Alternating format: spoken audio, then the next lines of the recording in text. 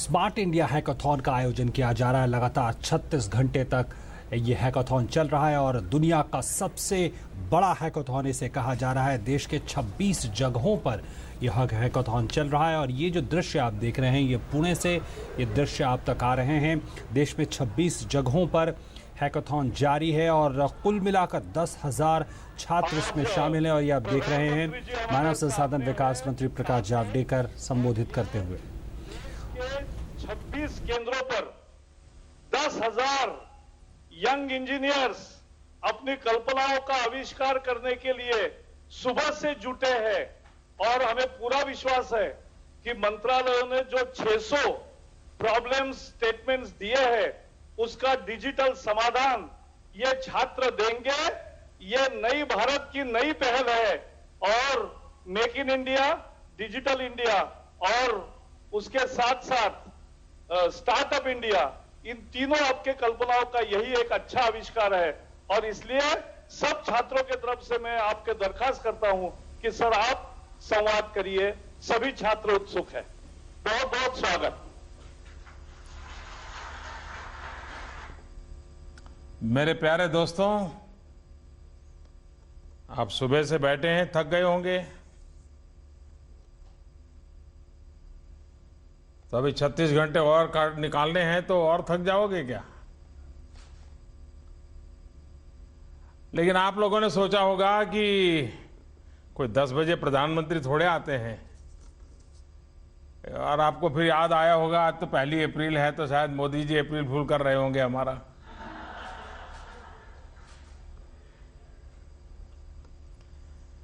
दोस्तों, मुझे आज आप सभी के साथ जुड़कर वाकई बहुत ही खुशी हो रही है। स्मार्ट इंडिया हैकाथॉन भारत में अपनी तरह का सबसे बड़ा एक्सपेरिमेंट है। जिस देश की जनसंख्या में 65% लोग 35 वर्ष से कम उम्र के हो, जो देश दुनिया का युवा देश हो, वहां की युवा शक्ति आज इस वक्त अपने समाज, अपने देश की कुछ अहम समस्याओं का सॉल्यूशन निकालने में जुटी हुई है। अपना इनोवेशन दिखाने के लिए, अपनी क्रिएटिविटी दिखाने के लिए आप सब सारे नौजवान जिस जोश के साथ इस कार्यक्रम में हिस्सा ले रहे हैं वो प्रशंसा के योग्य हैं। 15 घंटे लगातार काम करने के बाद भी इस वक्त आपके चेहरों पर शिकन नहीं है, आपके चेहरों पर मुस्कान मैं देख रहा हूं। जब ऐसी ऊर्जा, ऐसे जज्बे के साथ काम किया जाता है तभी नतीजे मिलते हैं। दोस्तों, ज्ञान के क्षेत्र में हमारे देश की अपनी एक पहचान रही है। आज से नहीं, हजारों वर्षों से कहते हैं शून्य का आविष्कार भारत में ही हुआ। आज आईटी नॉलेज के क्षेत्र में भारत विश्व का नेतृत्व कर रहा है। शून्य से मंगलयान की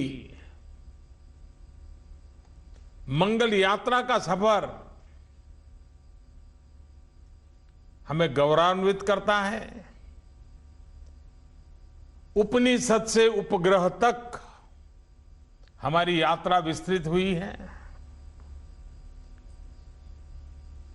लेकिन यह भी सच है कि आज भारत को अपनी जरूरतों, अपनी समस्याओं को सुलझाने के लिए इंफॉर्मेशन टेक्नोलॉजी के और ज्यादा इस्तेमाल की आवश्यकता है। एक प्रकार से आज का समाज टेक्नोलॉजी ड्रिवन है। इनोवेशन, टेक्नोलॉजी इस समाज जीवन को गति दे रहे हैं, ऊर्जा दे रहे हैं। और इसलिए इस हैकाथॉन के लिए माईगॉव की मदद से ऐसी लगभग 500 समस्याओं को चुना गया, जिसका समाधान खोजा जाए, युवा मनों के द्वारा खोजा जाए, आधुनिक टेक्नोलॉजी के द्वारा खोजा जाए। इन समस्याओं को आपके सामने समाधान के लिए रखा गया है। आपके लिए चुनौती भी है, अवसर भी है। और इस काम से मुझे विश्वास है कि आप अपनी एग्जाम के लिए कोई जॉब वर्क करें, उससे जो आनंद मिलता है, उससे ज्यादा आनंद आपको आपके इस काम से मिलेगा। क्योंकि जब काम पूरा होगा और आपको लगेगा कि किसी गरीब के काम आने, अपनी मेहनत आने वाली है, आप जो सॉल्यूशन खोज रहे हैं वो शायद हिंदुस्तान की सरकार की नीति रीति का हिस्सा बनने वाला है, तो आपका जीवन अपने आप में एक धन्यता अनुभव करेगा। लोकतंत्र की सफलता जन भागीदारी से ही है। लोकतंत्र का मतलब ये नहीं कि वोट डाल दिया और किसी को 5 साल का कॉन्ट्रैक्ट दे दिया, लो जाओ भाई मेरी समस्या को दूर कर दो, और 5 साल में न कर पाए तो कह दिया जाए चलो अब अगला कॉन्ट्रैक्टर को पकड़ेंगे। लोकतंत्र ये नहीं है। लोकतंत्र जन भागीदारी का है। 125 करोड़ देशवासियों ने मिलकर के देश को आगे बढ़ाना है। सब कुछ सरकार को ही पता है, सारी समस्याओं को हल सरकार ही कर पाएगी, उसके पास सारे उपाय हैं, ये भ्रम है।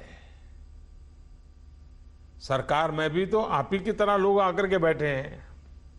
सब समस्याओं का समाधान हम सब मिलकर के ही कर सकते हैं। जो सरकार में नहीं है उनके बाद भी अनेक अच्छे सुझाव होते हैं, बुद्धि प्रतिभा होती है, काम करने के लिए एक मूड होता है। और इसलिए मेरी हमेशा कोशिश है कि जन भागीदारी से चीजों को कैसे आगे चलाया जाए। और आज का ये अवसर देश के 10,000 नौजवान, इंजीनियरिंग प्रोफेशन होगा, आईटी प्रोफेशन होगा, वे जुट करके हमारे रोजमर्रा की 500 समस्याओं का समाधान खोज रहे हैं। बिना खाए पिए बैठे लगे हैं। ये एक अपने आप में एक नई ताकत का परिचय करा देगा। और इसलिए सबसे पहले तो इसमें हिस्सा लेने वाले मैं आप सभी को बहुत बहुत बधाई देता हूं, आप सबका अभिनंदन करता हूं। आज जब आप अपनी ऊर्जा को गवर्नेंस के प्रोसेस में चैनलाइज करेंगे तो निश्चित तौर पर बहुत सकारात्मक नतीजे मिलेंगे। मेरा हमेशा से मानना रहा है कि टेक्नोलॉजी के माध्यम से, इंफॉर्मेशन टेक्नोलॉजी के माध्यम से हम आज के समाज में बहुत बड़ा बदलाव ला सकते हैं। टेक्नोलॉजी हमें ऐसे ऐसे सॉल्यूशन देती है जिसके बारे में कुछ वर्षों पहले तक सोचा भी नहीं जा सकता था। किसने सोचा था कि कभी सड़कों पर ड्राइवरलेस कारें चलने लगेगी। आने वाले समय में आर्टिफिशियल इंटेलिजेंस का फैलाव और भी बढ़ने जा रहा है। 3D टेक्नोलॉजी की मदद से 3 डायमेंशन ऑब्जेक्ट की प्रिंटिंग और उसके ऊपर आने वाले भविष्य के निर्माण, 3D टेक्नोलॉजी उसका एक बहुत बड़ा आधार स्तंभ बनने जा रही है। मैन्युफैक्चरिंग सेक्टर में, इवन मकानों के डिजाइन में इसका बहुत बड़ा उपयोग होने वाला है। अब तो दौर इंटरनेट ऑफ थिंग्स का है। एक ऐसी व्यवस्था बन रही है जहां काफी कुछ इंटरनेट ऑफ थिंग्स से ही तय होगा। आज देश में जो शहर स्मार्ट सिटी में परिवर्तन किए जा रहे हैं, वहां इस टेक्नोलॉजी का जम करके इस्तेमाल किया जा रहा है। चाहे स्मार्ट पार्किंग हो, स्मार्ट लाइटिंग हो, एयर क्वालिटी की मॉनिटरिंग हो, इनमें इंटरनेट ऑफ थिंग्स को अप्लाई किया जा रहा है। दोस्तों, टेक्नोलॉजी आज की जिंदगी में बहुत बड़े बदलाव कर रही है। कुछ नई चीजें, नई परंपराएं पैदा हो रही हैं। कुछ पुरानी चीजें, पुराने तरीके खत्म हो रहे हैं। आप खुद देखिए, आपके सामने ही फ्लॉपी, टेप रिकॉर्डर, वॉकमैन, ये सारी चीजें आई और चली गई, खत्म हो गई। लंबे समय तक वो टिकी नहीं, नई टेक्नोलॉजी ने जगह ले ली। एक जमाना था जब रेडियो, आज के जो माइक्रोवेव ओवन होते हैं उतनी साइज का हुआ करता था, और आज रेडियो माचिस की डिब्बी में भी फिट हो सकता है।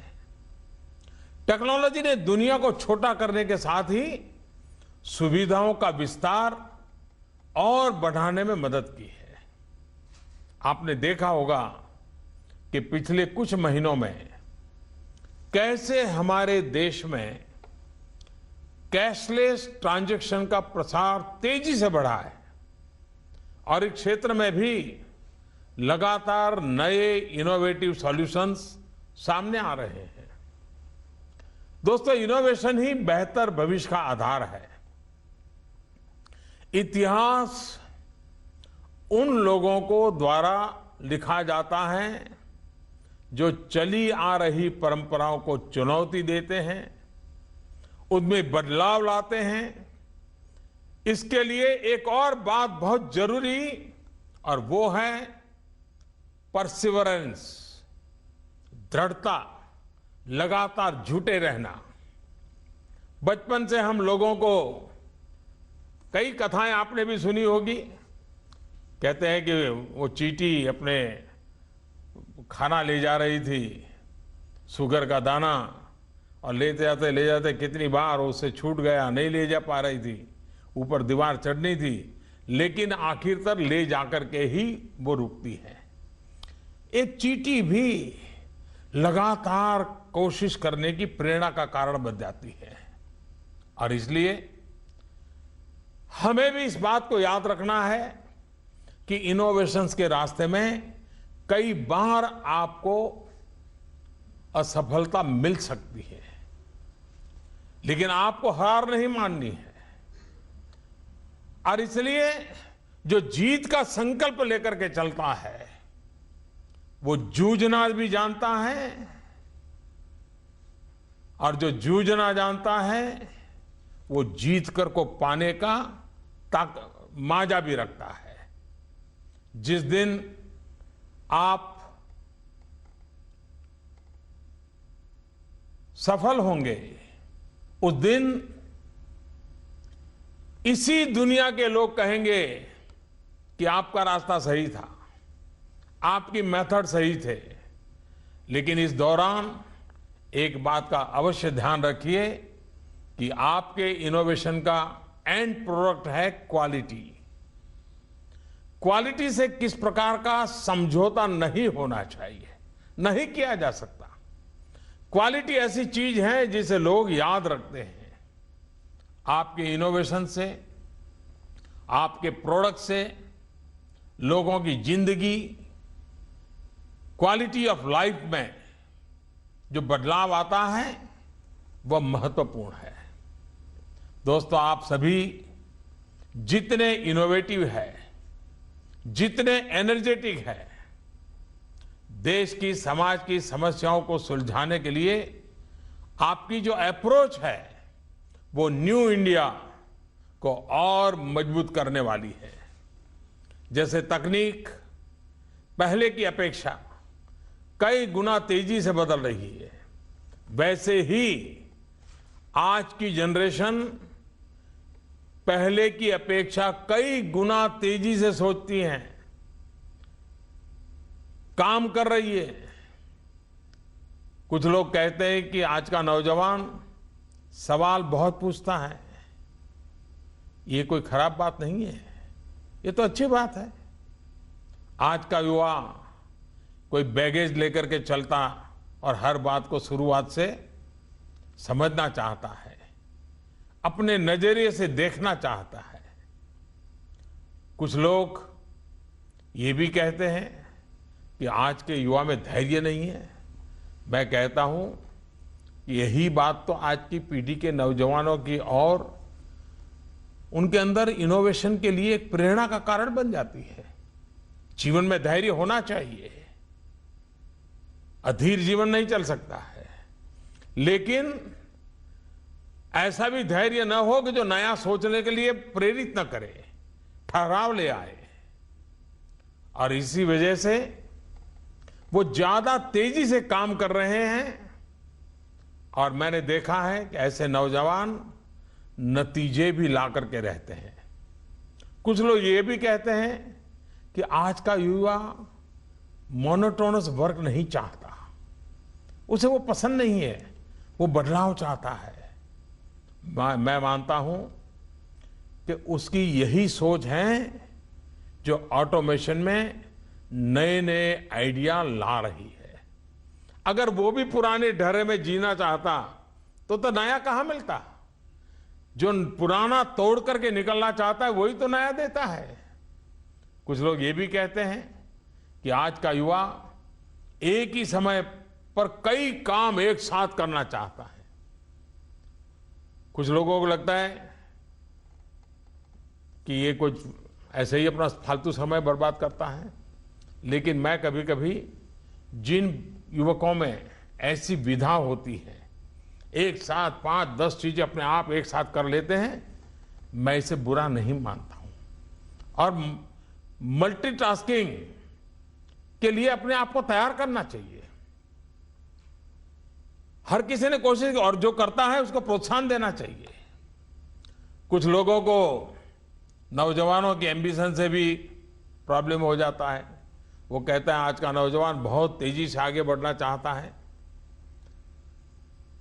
दोस्तों, मैं आगे बढ़ने के पक्ष में हूं, लेकिन कुछ लोग कम समय में धन इकट्ठा करने के लिए आगे दौड़ते हैं, वो शायद ही जीवन में सफल होते हैं।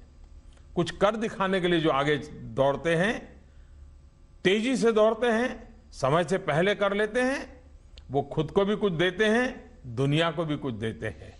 और यही तो न्यू इंडिया की जब मैं बात करता हूं तो इसी स्पिरिट को लेकर के कर रहा हूं। मेरे भारत का युवा समस्याओं के समाधान जल्दी खोजना चाहता है, वो नतीजे जल्दी चाहता है, और मैं इसे अच्छा मानता हूं। आज का युवा किसी की नौकरी करने से ज्यादा खुद ऐसा बनना चाहता है जो दूसरों को रोजगार दे सके। निश्चित तौर पर इसमें कैपिटल की जरूरत तो होती है, लेकिन उससे भी अहम है purpose of life, sense of mission, जिसकी हमारे युवाओं में कोई कमी नहीं है। वो अपने आइडियाज को, अपने इनोवेटिव सॉल्यूशंस को इस तरह जमीन पर उतारना चाहते हैं कि चीजें और एफिशिएंट और इकोनॉमिकली वायबल हो। आप जैसे लाखों करोड़ों नौजवानों की इस अद्भुत क्षमता को ही ध्यान में रखते हुए सरकार स्टार्टअप इंडिया अभियान चला रही है। मुद्रा योजना के तहत आप जैसे करोड़ों युवाओं को बैंक गारंटी के चिंता से मुक्त करते हुए करोड़ों रुपयों का कर्ज दिया जा रहा है। दोस्तों, सपने देखने की क्षमता हर किसी में होती है। आप इतने लोग यहां बैठे हैं, हर दिन कोई नया सपना देखने वाले लोग होंगे। सपने देखने की क्षमता हर किसी में होती है। सपनों को संकल्प में बदलने की क्षमता होनी चाहिए और संकल्प को सिद्ध करने के लिए सारी क्षमताओं को झोंक देना चाहिए। कुछ लोग ऐसे भी होते हैं जिनके सपने, संकल्प और सिद्धि अनेक लोगों की प्रेरणा का कारण भी बनते हैं। आपने आईटी की दुनिया में ही देखा होगा कि कई बड़े बड़े इनोवेशन की शुरुआत किसी एक छोटे से कमरे में, किसी गैराज में, बहुत छोटे स्तर पर हुई थी। लोगों ने शुरू में उन्हें खारिज कर दिया था, लेकिन ऐसे लोग अपने सपने को, अपने संकल्प को पूरी ताकत से जुट करके सिद्ध करने में जुटे रहे, सफल भी रहे। कभी जिन आइडियाज को बहुत छोटा समझा गया, वो आज $1 बिलियन की कंपनी चला रहा है। इसलिए आप सभी को मेरी सलाह है, आपके सामने लंबा समय है, आपको बहुत कुछ करना है। अपनी जर्नी में किसी आइडिया को यूं ही खत्म मत होने दीजिएगा। हो सकता है आपका ऐसा ही कोई आइडिया कल $1 बिलियन कंपनी में बदल जाए और बिलियन लोगों की जिंदगी में बदलाव का कारण भी बने। दोस्तों, आपको आज की तेजी से बदलती दुनिया में नॉलेज और स्किल के बीच का फर्क भी समझना होगा। दोनों में बहुत बड़ा फर्क है। नॉलेज है किसी कंसेप्ट को समझना, बेसिक चीजों को समझना, जैसे ये जानना कि इलेक्ट्रिक सर्किट कैसे काम करता है। लेकिन स्किल है इस कंसेप्ट को अप्लाई कैसे करना। बहुत से लोग होंगे जिन्होंने इलेक्ट्रॉनिक्स या इलेक्ट्रिकल इंजीनियरिंग पढ़ी होगी, लेकिन घर में अगर फ्यूज उड़ जाए तो उसे ठीक करने के लिए बाहर से किसी को बुलाता है। नॉलेज को शार्पन करके उसे अप्लाई करना ही स्किल है। इसलिए आज कितनी तेजी से जानकारी बढ़ रही है, उतनी ही तेजी से स्किल का भी बढ़ना आवश्यक है। और इसलिए मैं कहता हूं, skill engagement optimisation, SEO। Internet की दुनिया सर्च इंजन की धुरी पर घूमती है और इसलिए उसमें सर्च इंजन ऑप्टिमाइजेशन की बड़ी भूमिका होती है।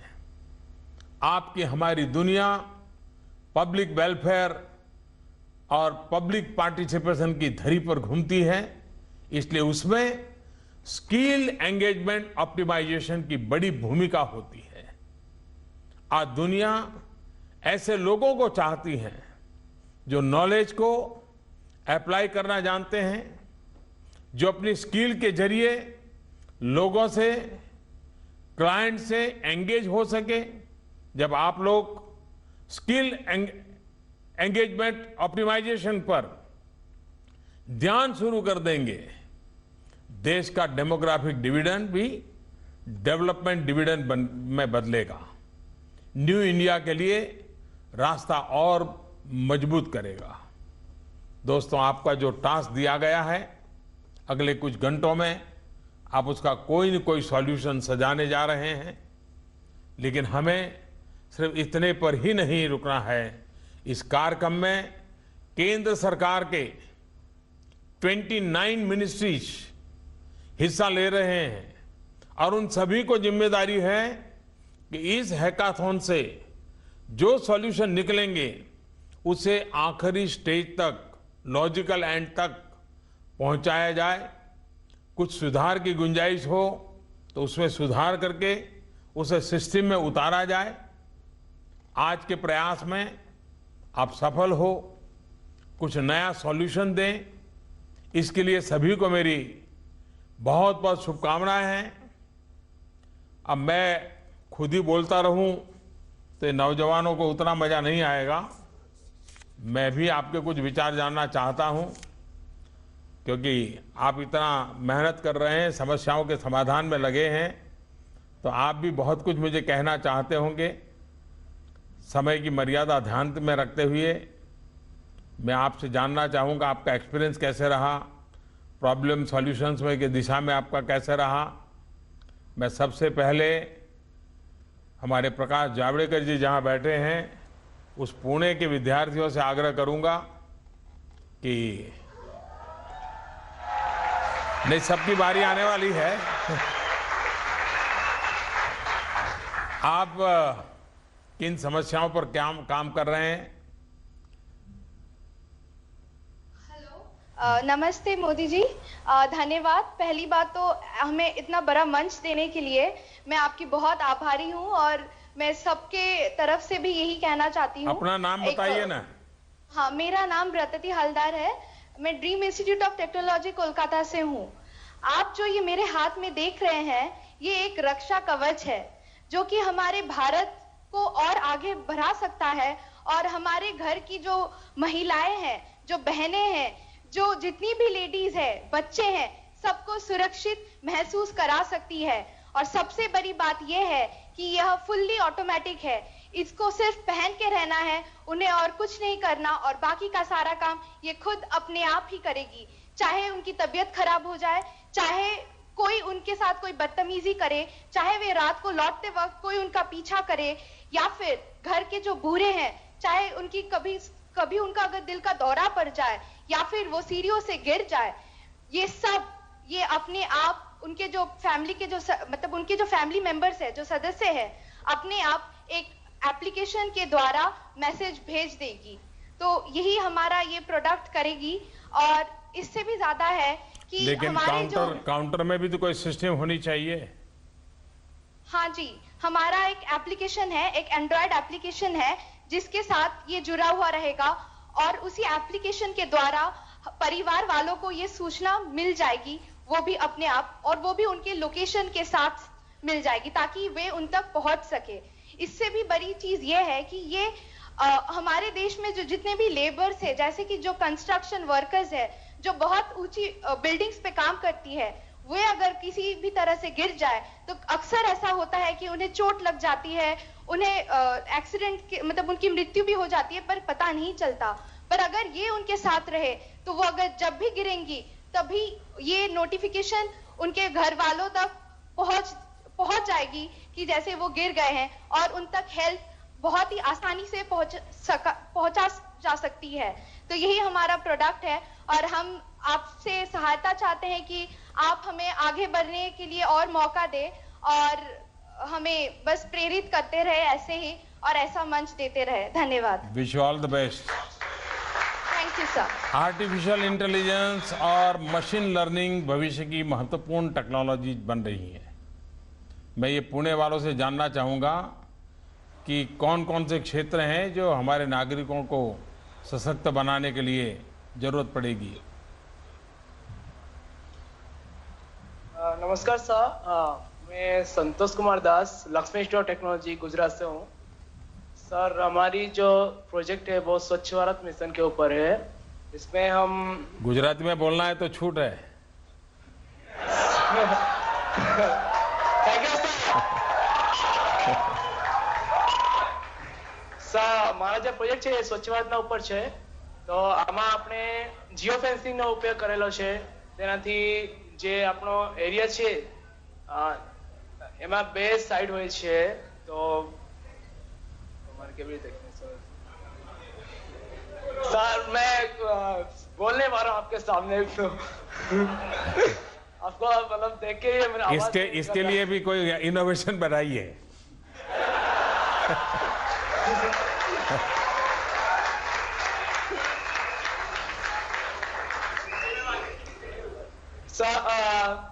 जो जियो फेंसिंग हम यूज करें स्वच्छ भारत के ऊपर, तो हम आपसे एक रिक्वेस्ट करना चाहते हैं कि स्वच्छ भारत की एक कमेटी बनाई जाए जो एक अनुक्रमणिका के तौर पे काम किया जाए, जैसे कि एक केंद्रीय स्तर पर एक कमेटी हो, फिर राज्य स्तरीय एक अधिकारी रखी जाए, फिर उनको ये तो हो गया स्ट्रक्चर, वो तो हो गया स्ट्रक्चर। चलिए माना स्ट्रक्चर, बाद में क्या कहना चाहते हैं?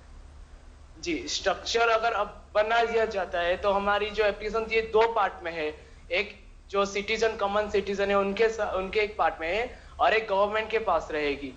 कॉमन सिटीजन जो होते हैं वो अगर कहीं पे कचरा देखते हैं, उनके फोटोज गवर्नमेंट एम्प्लॉइज को दे सकते हैं, और ये गवर्नमेंट एम्प्लॉइज जो फोटोज रहेंगे वो जियो टैगेड रहेंगे। जियो टैगेड के थ्रू गवर्नमेंट एम्प्लॉइज उनको अगर क्लीन कर सकते हैं जल्द से जल्द। अगर ये नहीं कर पाते हैं तो उनके कंप्लेंट की सुविधा है। प्लस हम क्रॉस वेरिफिकेशन भी कर रहे हैं, जिसके थ्रू ये वर्क होगा कि मतलब गवर्नमेंट एम्प्लॉइज इसमें कुछ इधर उधर नहीं कर सकते, जैसे हो जाता है अभी। बहुत बार ऐसा होता है कि सरकार है तो इधर उधर होता है सर, होता है सर, ये सब फैक्ट है सर, ये होता है। ठीक है भैया, थैंक यू दोस्त, थैंक यू। कोयम्बतूर,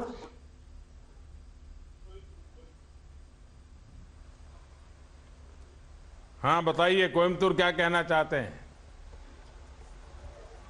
सर मेरा नाम सबा उमरानी है, मैं SIPMT रायपुर से हूँ, छत्तीसगढ़।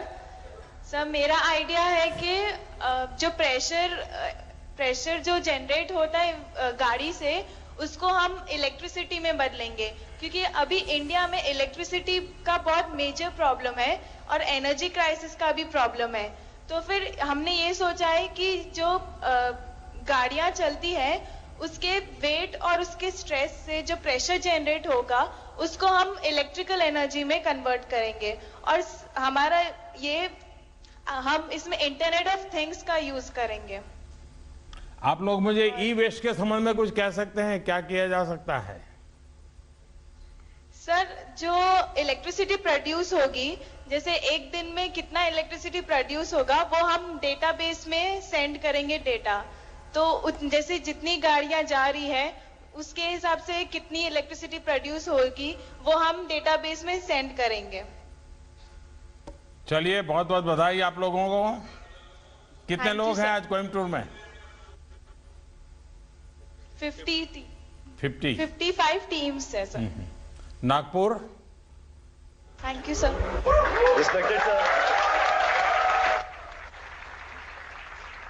बताइए नागपुर वाले क्या कर रहे हैं? रोड का काम करेंगे कि और भी कुछ करेंगे?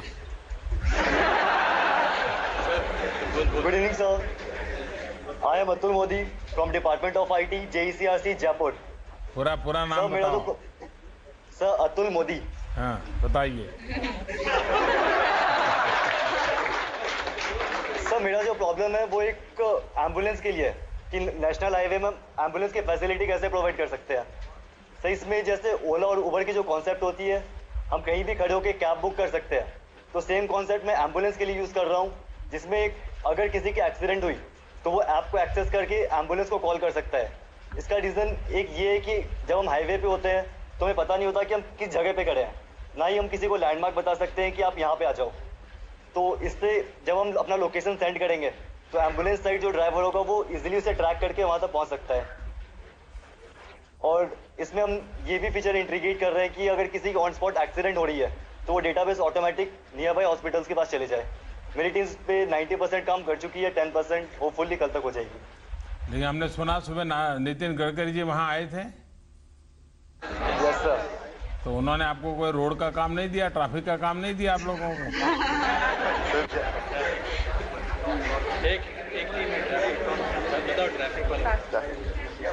हाँ, कोई और कुछ कहना चाहता है? Sir, my problem statement is about क्या शुभ नाम है? अतुल बैठिए, आप अतुल बैठिए। My name is Ashish Shivankhede. I am from MIT Polytechnic Pune. क्या नाम क्या बताया? आशीष शिवनखेड़े। आशीष, हाँ बोला। I am from MIT Polytechnic Pune and I am working on the problem statement for traffic on road. We are developing an idea about traffic management through signal automation. हाँ, अब नितिन जी को लगेगा आप लोगों ने कुछ काम किया है।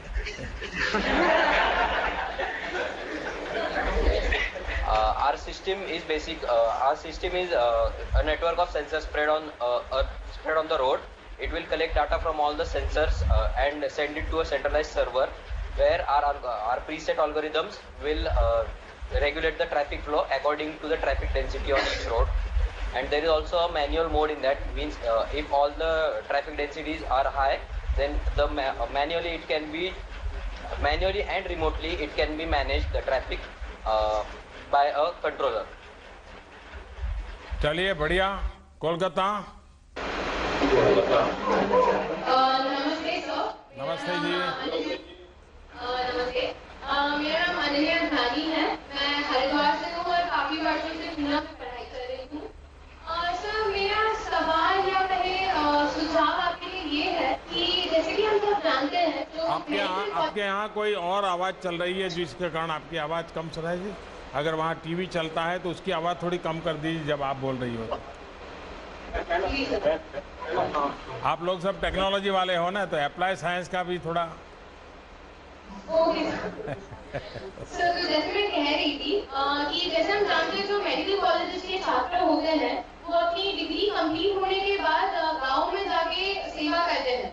तो क्या हम ऐसी कोई नीति इंजीनियरिंग कॉलेजेस के छात्रों के लिए भी कर सकते हैं कि जैसे ही उनकी इंजीनियरिंग खत्म होती है वो किसी गांव में जाके टेक्निकल काम में या आविष्कार में गांव वालों की मदद कर सके, जिससे वो गांव उज्जवल हो सके। जैसे कि एक डॉक्टर एक पेशेंट को ठीक कर सकता है तो शायद एक इंजीनियर उस गांव को उज्जवल कर सकता है। आपकी बात सही है, ये व्यवस्था होनी चाहिए। नौजवानों को वैकेशन में जाने का अवसर मिलना चाहिए और भारत सरकार इस दिशा में सोच रही है। जब मैं गुजरात में था मुख्यमंत्री तो मैंने सभी इंजीनियरिंग स्टूडेंट्स के लिए ये व्यवस्था की थी। और अर्बन बॉडी जो छोटी छोटी नगरपालिकाएं होती हैं जिसमें ज़्यादा इंजीनियरिंग वर्क होता है, तो ऐसे नौजवानों को वहाँ जाने के लिए अवसर देते थे। वो 6 महीना 1 साल वहाँ रहते थे, उनको थोड़ा पॉकेट मनी भी मिलता था लेकिन परिणाम बहुत अच्छा मिलता था और उनको वो सर्टिफिकेट बहुत काम आता था। तो भारत सरकार भी उस दिशा में सोच सकती है। धन्यवाद। ठीक है, नमस्कार सर। नमस्ते। I'm from small village in Andhra Pradesh. As I'm from rural background, I know the rural women face what are the problems they are facing. So I suggest you to provide sanitary napkins for them at a free cost, or at least reduce the tax or make it tax free for them so that they can lead a better life. Thank you. Thank you. Ahmedabad.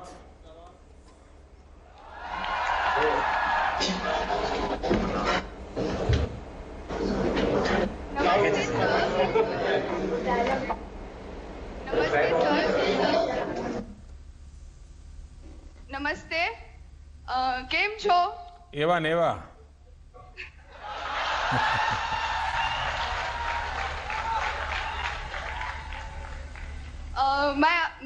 मेरा नाम है पूर्वा वडगामा और मैं गुजरात राजकोट से हूँ। और आज का हमारा प्रॉब्लम स्टेटमेंट है implementation of data transfer using steganography. Basically steganography ये है कि हमारा कोई भी सीक्रेट डेटा है उसे हम कोई भी कवर इमेज में डाल देंगे और फिर वो कवर इमेज हम इंटेंडेड यूजर जिसे हम अपना सीक्रेट डेटा भेजना चाहते हैं उसे भेज देंगे और वो इंटेंडेड यूजर ही हमारा भेजा हुआ डेटा एक्सेस कर पाएगा। उसके अलावा कोई और अनऑथराइज्ड यूजर हमारा डेटा एक्सेस नहीं कर पाएगा। और क्या क्या कर रहे हैं? सारे टीम एक ही काम में लगे हैं कि कुछ और भी काम कर रहे हैं?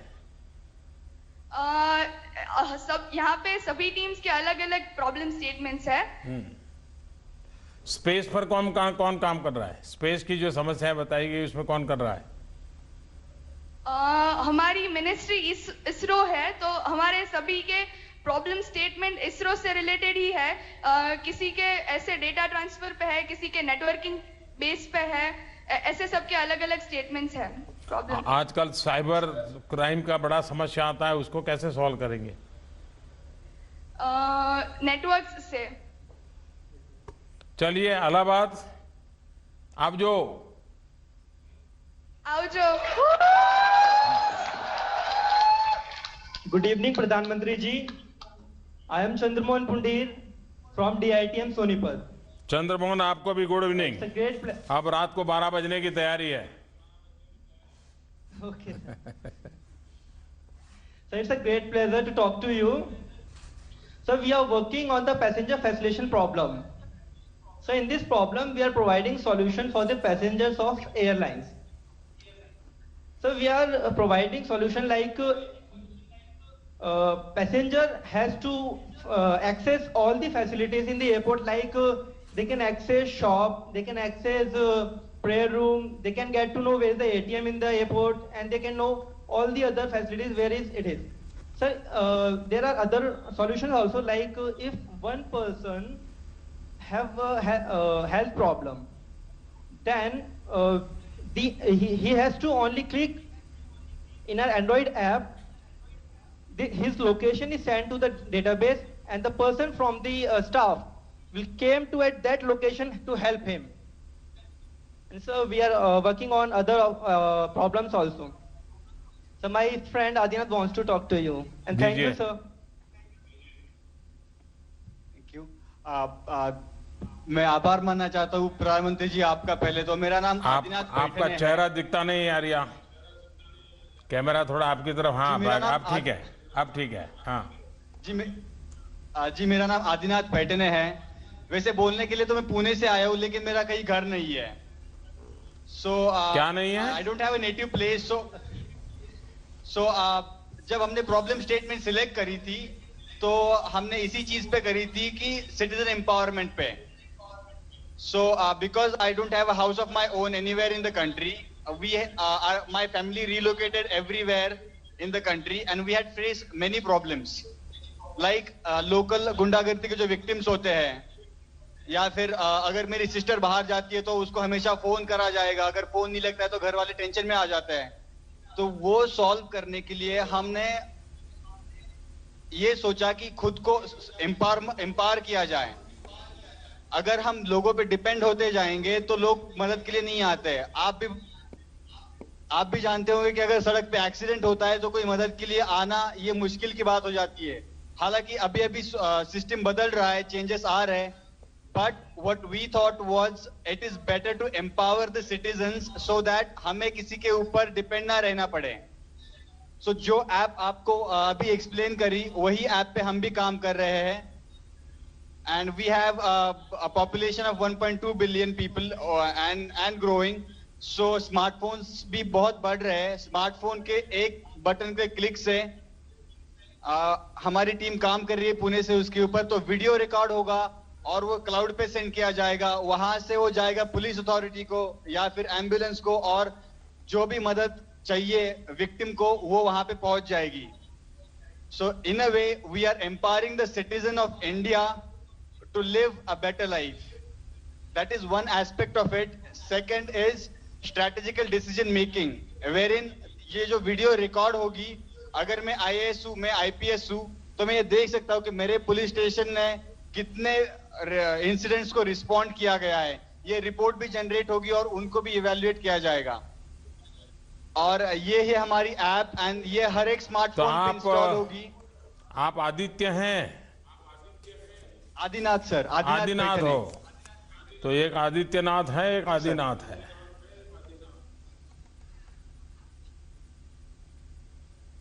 चलिए, बहुत बहुत शुभकामनाएं सबको।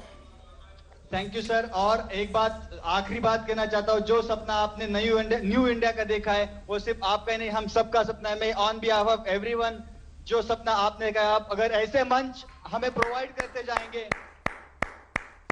अगर ऐसे मंच हमें प्रोवाइड करते जाएंगे, तो मैं ये वादा करता हूँ आपसे, ये जो आपने बात बोली 6.5 million people at under the age of 35, young India का जो सपना आपने देखा है, उस सपने को पूरा करने के लिए मैं और ये जहां पे ये सारे नौजवान है वो आपको मदद करेंगे, उनका आपको सहयोग रहेगा।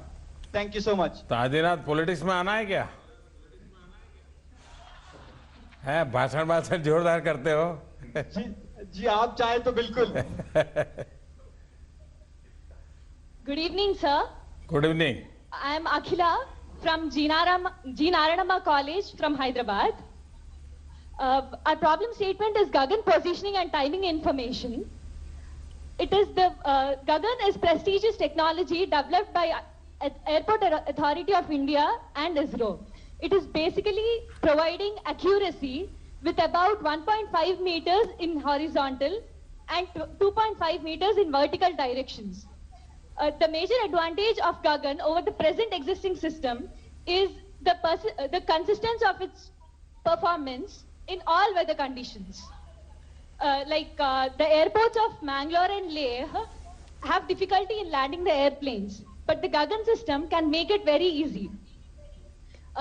Also, the present radar system that is existing can handle 2 planes at a time, but Gagan system can handle 50 planes at a time, which can reduce the cost to a large extent. And the same system can also be extended to the road transport like trains and buses for collisions avoidance. चलिए, मुझे खुशी है आप सबके चेहरे पर कोई थकान नहीं है, उत्साह है, कुछ संकल्प भी है। और इलाहाबाद वालों से बात कर रहा हूँ और मैं कल सुबह इलाहाबाद आ रहा हूँ।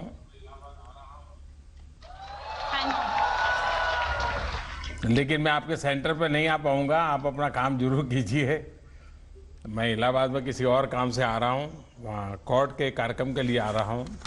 लेकिन मेरी सब नौजवानों को बहुत बहुत शुभकामनाएं हैं और मुझे विश्वास है कि आप जिस लगन से मेहनत कर रहे हो और आपके अंदर जो एक जुस्सा है, एक उमंग है, जोश है, वो जरूर न्यू इंडिया के लिए नई ताकत भरेगा।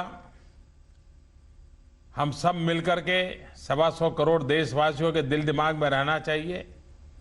जैसे आजादी के पहले हर हिंदुस्तानी के मन में आजादी गूंजती रहती थी, हर पल लगता था आजादी के लिए कुछ करना चाहिए।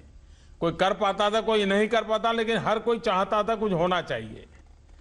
अब हमारे दिल में, दिमाग में न्यू इंडिया का सपना, भारत कैसा हो, विश्व के अंदर हमारा स्थान क्या हो, उस रूप का बनाने का हम सबका मूड होना चाहिए। मैं फिर एक बार आप लोगों से मिलने का मुझे अवसर मिला। आपको ज़्यादा समय मुझे लेना नहीं चाहिए क्योंकि आपको सीमित समय में सॉल्यूशन खोजने हैं, दिन रात मेहनत करके खोजने हैं। तो मेरी आपको बहुत बहुत शुभकामनाएं हैं। धन्यवाद दोस्तों, गुड नाइट।